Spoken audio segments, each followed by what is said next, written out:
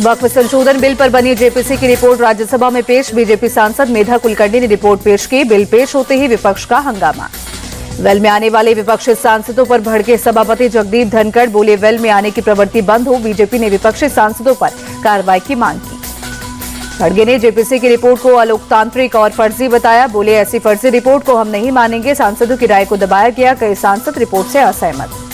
खड़गे ने JPC report को एक तरफा बताया। बोली बिल को वापस जेपीसी में भेजा जाए। हमारी असहमति नजरअंदाज की गई। विपक्ष के आरोपों को किरण रिजिजू ने बेबुनियाद बताया। बोले नियमों के तहत की रिपोर्ट की तैयारी, सदन को गुमराह न करे विपक्ष। रिजिजू बोले विपक्ष के सभी आरोप झूठे, रिपोर्ट से कुछ भी नहीं हटाया गया। कांग्रेस सांसद इमरान मसूद बोले अल्पसंख्यकों के अधिकारों को कुचला जा रहा है। जो काम हिटलर ने यहूदियों के साथ किया था वो यहाँ की सरकार मुसलमानों के साथ कर रही है। कांग्रेस सांसद प्रमोद तिवारी बोले जेपीसी रिपोर्ट जिस रूप में प्रस्तुत की गई है हम उससे संतुष्ट नहीं हैं। हम देश को बचाना चाहते हैं। जेपीसी की रिपोर्ट पर सपा सांसद डिंपल यादव बोली हम इस बिल का विरोध करते हैं। पूरा विपक्ष साथ है। सत्ता पक्ष के भी कुछ गुट इस मुद्दे पर हमारे साथ है। वक्फ बिल पर जेपीसी रिपोर्ट पर टीएमसी सांसद सुष्मिता देव ने लगाए आरोप। कहा बिल को लेकर असहमति नोट पर काली स्याही से सेंसर कर दिया है। जेपीसी मेंबर और आप सांसद संजय सिंह ने भी रिपोर्ट पर सवाल उठाए। कहा उनकी रीसेंट रिपोर्ट को भी शामिल नहीं किया गया। विपक्ष के आरोपों को किरण रिजिजू ने बेबुनियाद बताया। बोले नियमों के तहत की रिपोर्ट की तैयारी, सदन को गुमराह न करे विपक्ष। रिजिजू बोले विपक्ष के सभी आरोप झूठे और निराधार, रिपोर्ट से कुछ भी नहीं हटाया गया। जेपीसी ने किसी भी नियम का उल्लंघन नहीं किया। रिजिजू बोले जेपीसी की बैठक के लिए सरकार ने पूरा सहयोग किया। सवाल उठाने वाले खुद जेपीसी में शामिल थे। राज्यसभा में विपक्ष पर जमकर बरसे जेपी नड्डा। बोले विपक्ष का मकसद चर्चा नहीं, अपने नंबर बढ़ाना। ये लोग सिर्फ तुष्टीकरण की राजनीति कर रहे हैं। जेपी नड्डा बोले नियमों के अनुसार सदन चलता है। विपक्ष ने संसद के नियमों का उल्लंघन किया। नड्डा ने कांग्रेस पर भी निशाना साधा। बोले कांग्रेस देश विरोधी लोगों को मजबूत कर रही। कुछ लोग इंडियन स्टेट के खिलाफ लड़ रहे हैं। देश को तोड़ने की साजिश हो रही है। वेल में आने वाले विपक्षी सांसदों पर भड़के सभापति जगदीप धनखड़। बोले वेल में आने की प्रवृत्ति बंद हो। बीजेपी ने विपक्षी सांसदों पर कार्रवाई की मांग की। राज्यसभा में विपक्ष की हंगामे को लेकर जेपी नड्डा बोले विपक्ष के व्यवहार की जितनी निंदा की जाए वो कम है। विपक्ष की भूमिका गैर जिम्मेदाराना। शिवसेना सांसद नरेश ने बिल को लेकर कहा राष्ट्रीय संपत्ति के जतन के लिए और गरीब मुसलमानों के उद्धार के लिए बिल पूरक होगा। वक्फ संशोधन विधेयक पर बीजेपी सांसद दिनेश शर्मा बोले इसमें सभी वर्गों के हितों का संरक्षण होगा। मोदी सरकार अपने सुधारों के लिए जानी जाती है। बीजेपी के राज्यसभा सांसद गुलाम अली खटाना बोले बीजेपी तुष्टीकरण की राजनीति नहीं करती। वक्फ सुधार का बिल है लेकिन ये लोग डराने का काम कर रहे हैं। जेपीसी की रिपोर्ट पर विपक्ष के आरोपों पर बीजेपी नेता शहनवाज हुसैन का पलटवार। कहा जेपीसी में सभी के सुझाव को लिया गया है। कांग्रेस के आरोप फर्जी हैं।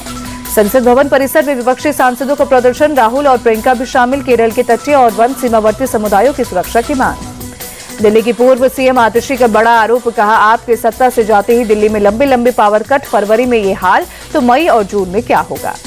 प्रेस कॉन्फ्रेंस में आतिशी बोली संगम विहार में तो बीजेपी के नेता ट्वीट कर रहे हैं कि 6 घंटे से बीजेपी नहीं है, बिजली नहीं है। मोहन गाजन, विकासपुरी, आनंद पर्वत, तिलक नगर, उत्तम नगर में पावर कट। दिल्ली चुनाव नतीजों पर बीजेपी नेता तरुण चुग बोले जनता ने आपदा की झूठ फरेब की सोच को हराया। अब पंजाब को भी आपदा से मुक्ति मिलेगी। दिल्ली चुनाव नतीजों पर आरजेडी प्रमुख लालू यादव बोले बिहार में इसका असर नहीं पड़ेगा। बीजेपी को लोग अच्छी तरह से जान चुके हैं। लालू प्रसाद यादव के बयान पर बिहार बीजेपी अध्यक्ष दिलीप जायसवाल का पलटवार। कहा लालू यादव की राजनीति बिहार में समाप्त हो चुकी है। वो परिवार से ऊपर उठकर कुछ भी नहीं सोचते हैं। दिल्ली चुनाव नतीजों के बाद केजरीवाल से मिले आदित्य ठाकरे, प्रियंका चतुर्वेदी और संजय राउत भी रहे मौजूद। इंडिया गठबंधन समेत कई मुद्दों पर बातचीत हुई।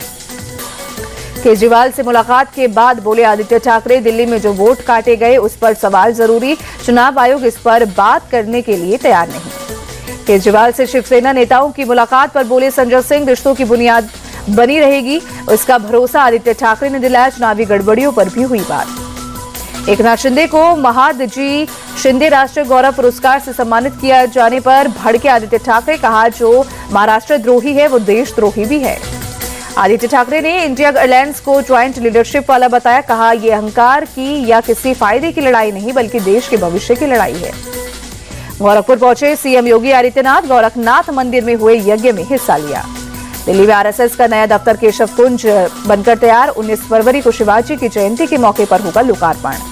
150 करोड़ रुपए की लागत से बना है संघ का नया दफ्तर, 12 मंजिला, 3 टावरों में 300 कमरे, लाइब्रेरी और अस्पताल भी शामिल।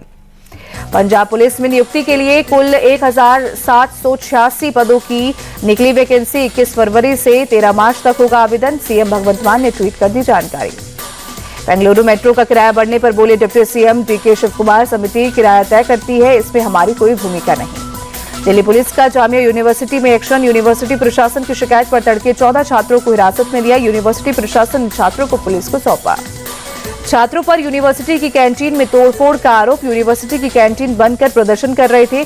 2019 में जामिया में हुई पुलिस फायरिंग के विरोध में छात्र बरसी मनाना चाहते थे। छात्रों को हिरासत में लिए जाने का विरोध, कालकाजी पुलिस स्टेशन के बाहर पहुंचे जामिया के छात्र हिरासत में लिए गए साथियों से मिलने की मांग की। पीएम मोदी की आज होगी राष्ट्रपति डोनाल्ड ट्रंप से द्विपक्षीय मुलाकात। व्यापार, रक्षा और ऊर्जा सहित कई क्षेत्रों में आपसी सहयोग बढ़ाने पर होगी चर्चा।